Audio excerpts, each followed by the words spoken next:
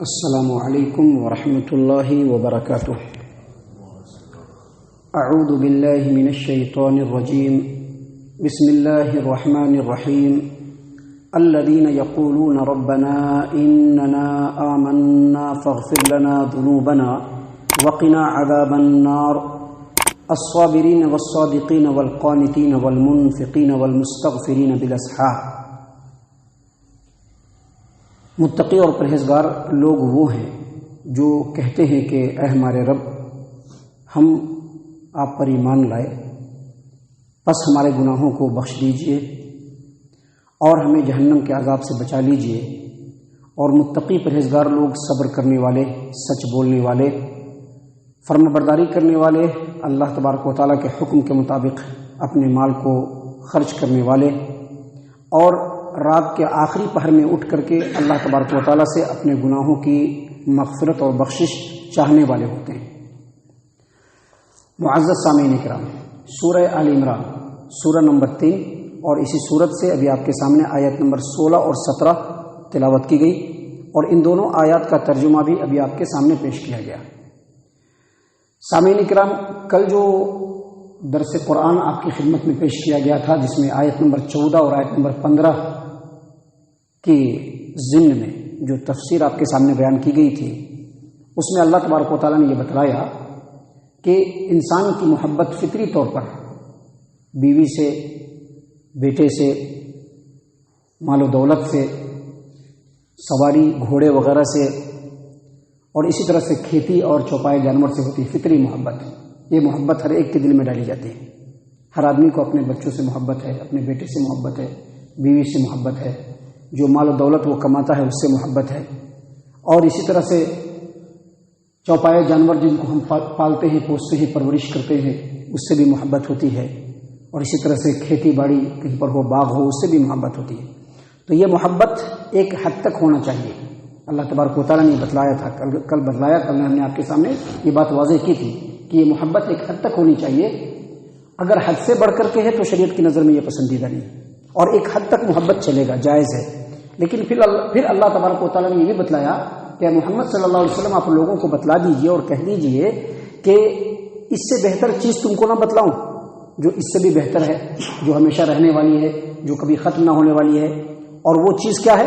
وہ جنت ہے، جس کے اندر جو نعمتیں ہیں، ایسی نعمتیں ہیں جن نعمتوں کو کبھی کسی آنکھ نے دیکھا بھی نہیں ہوگا، کسی کان نے ان نعمتوں کے بارے میں کوئی ورنن، کوئی اس کا بیان سنا بھی نہیں ہوگا، اور کسی کے دل میں اس کے بارے میں کوئی حساب کتاب کبھی آیا بھی نہیں ہوگا، کسی نے گمان بھی نہیں کیا ہوگا کہ اس طرح کی بھی نعمت ہو سکتی ہے۔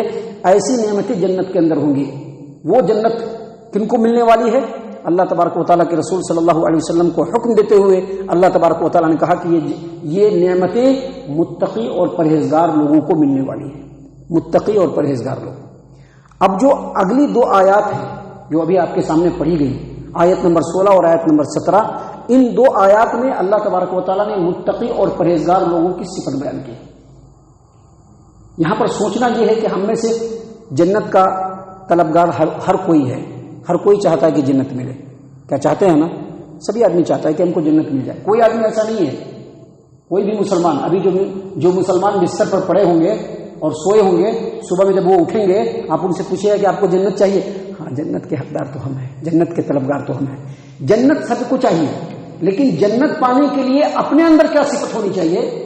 وہ صفت اللہ تبارک و تعالیٰ یہاں پر بیان فرما رہے ہیں، کیونکہ جنت اتنی آسان نہیں ہے، جنت اتنی سستی نہیں ہے۔ ہم نے اس سے پہلے جو 15 روزہ پروگرام ہمارے یہاں ہوتا ہے، اس میں ہم نے بتلایا تھا کہ اللہ تبارک و تعالیٰ نے ایمان والوں کے مال اور جان کو جنت کے بدلے میں خرید لیا ہے۔ ابھی ہمارے پاس جو کچھ ہے نا وہ ہمارا نہیں ہے، اگرچہ اللہ نے ہمیں سونپ کر کے رکھا ہے۔ اگر بہت بڑا کاروبار ہے تو وہ ہمارا نہیں ہے، یہ نہیں سمجھنا چاہیے کہ وہ ہمارا ہے۔ ہم نے اپنے علم کے بوتے پر، اپنے عقل کے بوتے پر، اپنی محنت کے بوتے پر اتنے بڑے کاروبار کو ہم نے سجا دیا ہے، سنوار دیا ہے، ہمارا نہیں ہے۔ اگر کسی آدمی کے اندر کوئی ہنر ہے اور کوئی فن ہے، وہ اس کا نہیں ہے۔ اگر کسی آدمی کے پاس اللہ تبارک و تعالیٰ نے علم و فن دیا ہے تو وہ اس کا نہیں ہے، سب اللہ کی طرف سے دیا ہوا ہے۔ تو اللہ نے جان اور مال کے بدلے میں جنت کو دیا ہے۔ جان اور مال کو خرید لیا اور پھر جنت دیا. جنت اتنی آسانی سے ملنے والی نہیں ہے. اللہ تبارک و تعالیٰ نے ان دونوں آیات کے اندر وہ متقی اور پرہیزگار جو کل قیامت کے میدان میں جائیں گے, اللہ کے بارگاہ میں سرخرو ہوں گے اور پھر جنت کے حقدار ہوں گے اور جنت میں جا کر کے اللہ تبارک و تعالیٰ کی نعمتوں سے شادکام ہوں گے, ایسے متقی اور پرہیزگار کی صفات اللہ تبارک و تعالیٰ نے بیان فرمائی. پہلی صفت اللہ تبارک و تعالیٰ نے کیا بیان فرمایا؟ الصابرین, صبر کرنے والے. الصابرین, صبر کرنے والے. دیکھیں صبر کرنے والے کی جب بات آتی ہے یا صبر کرنے کی بات جب آتی ہے تو ہمارے ہاں ایک ہی بات ذہن میں آتی ہے, کچھ ہو جائے تو صبر کر لو, کوئی کچھ کر دے تو صبر کر لو, اسی کو ہم صبر کہتے ہیں. لیکن صبر کا جو لفظ ہے یہ جامع ہے, جامع اصطلاح ہے. اور صبر عموماً دو طرح سے ہوتا ہے. صبر عموماً دو طرح سے ہوتا ہے. صبر کی ایک پہلی قسم اور ایک پہلا طریقہ یہ ہے کہ کبھی بھی کوئی مصیبت آئے, تکلیف آئے, پریشانی آئے, آزمائش آئے تو اس وقت رونے دھونے سے, چیخنے چلانے سے, جزا فضا کرنے سے پرہیز کرنا چاہیے. اللہ تبارک و تعالیٰ کی رضامندی کی خاطر جو مصیبت آئی ہے, جو تکلیف آئی ہے, جو پریشانی آئی ہے, جو آزمائش آئی ہے, اللہ تبارک و تعالیٰ کی رضامندی کی خاطر خوش دلی سے اس کو برداشت کیا جائے. اپنی زبان سے کوئی ایسی بات نہ نکالی جائے یا کوئی ایسا کلمہ نہ کہا جائے یا کوئی ایسی حرکت نہ کی جائے جو اللہ تبارک و تعالیٰ کی رضامندی کے خلاف ہو. یہ صبر کا ایک طریقہ ہے. اور صبر کا ایک دوسرا طریقہ ہے کہ یہ جو ہمارا دین ہے نا, دین اسلام, دین اسلام کے راستے میں جو بھی مشکلات آئے, جو بھی پریشانی آئے, اس کو برداشت کرنا.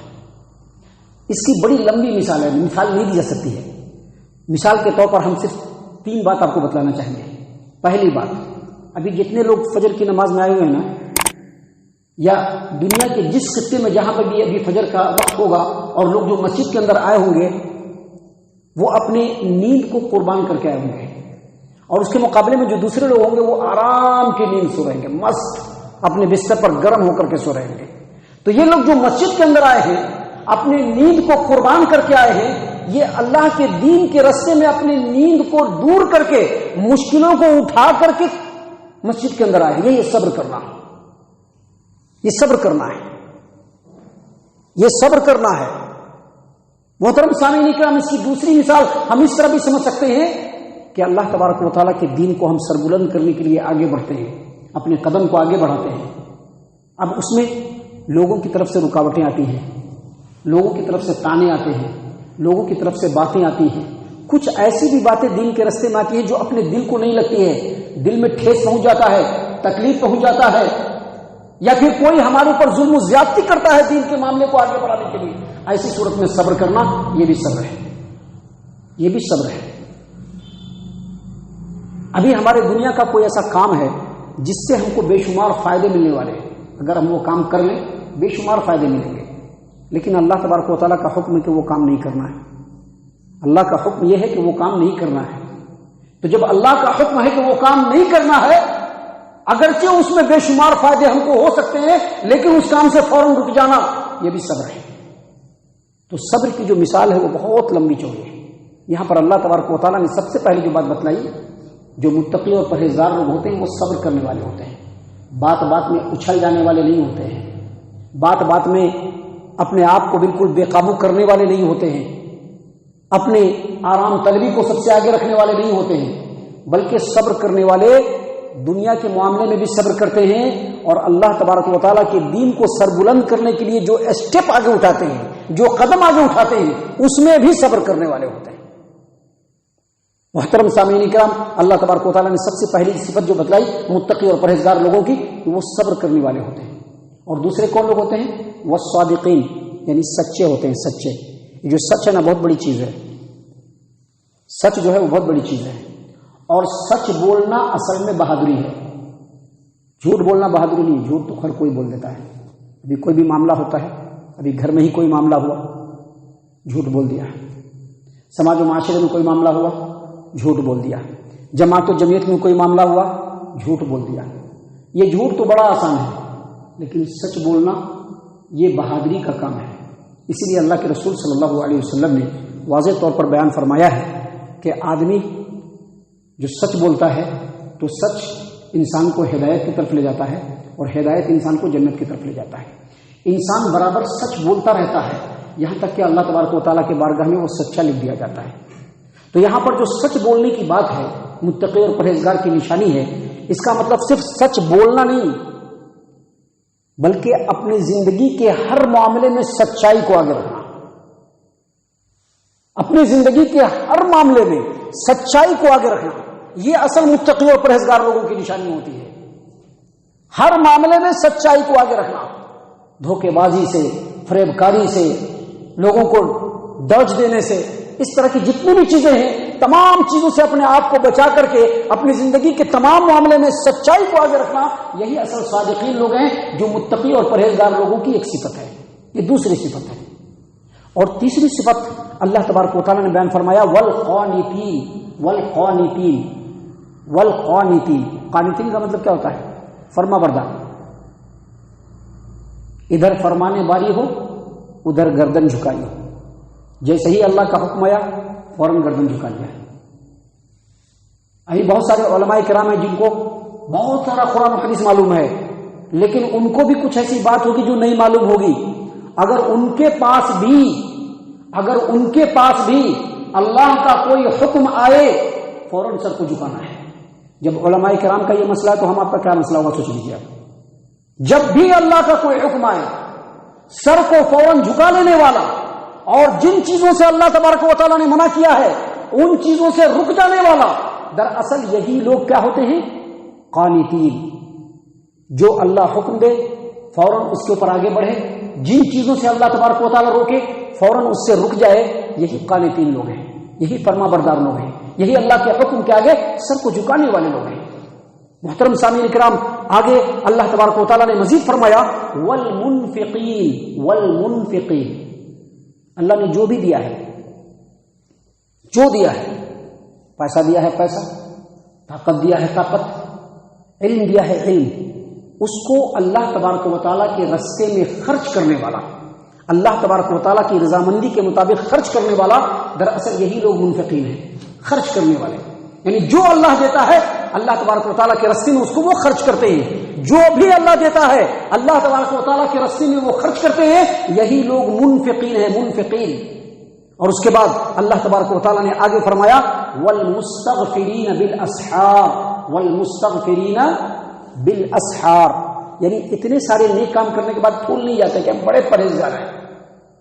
کیونکہ جنت اتنی آسان نہیں ہے. جنت جو ہے نا آسانی سے ملنے والی نہیں ہے. جنت کے لیے اپنی زندگی میں اللہ تبارک و تعالیٰ کے حکموں کے آگے نیچھاور کرنا ہوگا تبھی جا کر کے جنت ملے گی، وگرنہ جنت کی خام خیالی کو چھوڑ دینا چاہیے. صبر کرتا ہے، سچائی کے راستے کو اختیار کرتا ہے، اللہ تبارک و تعالیٰ کے ہر حکم کے آگے جھکتا ہے، جو کچھ اللہ نے دیا اس کو اللہ کے راستے میں خرچ کرتا ہے. ان تمام اعمال کے کرنے کے بعد بھی وہ پھولتا نہیں ہے، گھمنڈ نہیں کرتا ہے، بلکہ رات کی تاریکی میں وہ اٹھتا ہے. رات کی تاریکی میں وہ اٹھتا ہے، اٹھ کر کے اللہ کے سامنے نماز پڑھتا ہے، اللہ کے لیے نماز پڑھتا ہے، اور پھر اللہ کے سامنے گھٹنے ٹیک کر کے اپنے ہاتھوں کو اٹھا کر کے اللہ تبارک و تعالیٰ سے اپنے گناہوں کی بخشش اور مغفرت طلب کرتا ہے. ابھی تو فجر ہی نہیں اٹھتے ہیں، ابھی تو فجر ہی مشکل ہو رہا ہے، تو کہاں سے ملنے والا ہے؟ ابھی تو فجر ہی بہت مشکل ہے، یہ کام ہے وہ کام ہے، یہ پریشانیاں ہیں وہ پریشانیاں ہیں، ادھر کا معاملہ ہے ادھر کا معاملہ ہے، تھک جاتے ہیں حضرت. ہم سے زیادہ تو صحابہ کرام رضوان اللہ علیہم میں دن بھر جنگ میں مصروف رہتے تھے اللہ کے کلمے کو بلند کرنے کے لیے. دن بھر جنگ میں مصروف رہتے تھے، دن بھر جنگ میں مصروف رہتے تھے. اس کے باوجود رات کی تاریکی میں اٹھ کر کے اللہ تبارک و تعالیٰ سے اپنے گناہوں کی بخشش طلب کرتے تھے. اتنا آسان نہیں ہے جنت ملنا. جنت کو پانا ہوگا تو بہت کچھ قربانیاں دینی ہوگی اگر پانا ہے تو، اور نہیں تو راستے کھلے ہوئے ہیں، جو راستہ اختیار کرنا ہے کر لیجئے. اللہ تبارک و تعالیٰ نے کمپلیٹلی اختیار دے کر کے رکھا ہے. محترم سامعین کرام، یہ سب باتیں ہیں جو خالص ہماری ہدایت کے لیے، ہماری نصیحت کے لیے اللہ تبارک و تعالیٰ نے بیان فرمائے ہیں. اللہ تبارک و تعالیٰ سے دعا ہے کہ اللہ تعالیٰ ہم تمام کو ان تمام باتوں کے اوپر خوب غور و فکر اور تدبر کرنے کی توفیق عنایت فرمائے۔ اللہ تعالیٰ ہم تمام کو صحیح معنوں میں پکا سچا مومن مسلمان بنائے، اللہ اور اس کے رسول صلی اللہ علیہ وسلم کی اطاعت و فرما برداری کرنے والا بنائے، صحابہ کرام رضی اللہ عنہم کے طریقے پر چلنے والا بنائے، جنت الفردوس میں جگہ عطا فرمائے۔ اے اللہ ہم تمام کو جہنم سے پناہ دے، اے رب العالمین ہم تمام کو جہنم سے پناہ دے، اے مالک الملک ہم تمام کو جہنم سے پناہ دے، آمین یا رب العالمین۔ وما علینا الا البلاغ المبین۔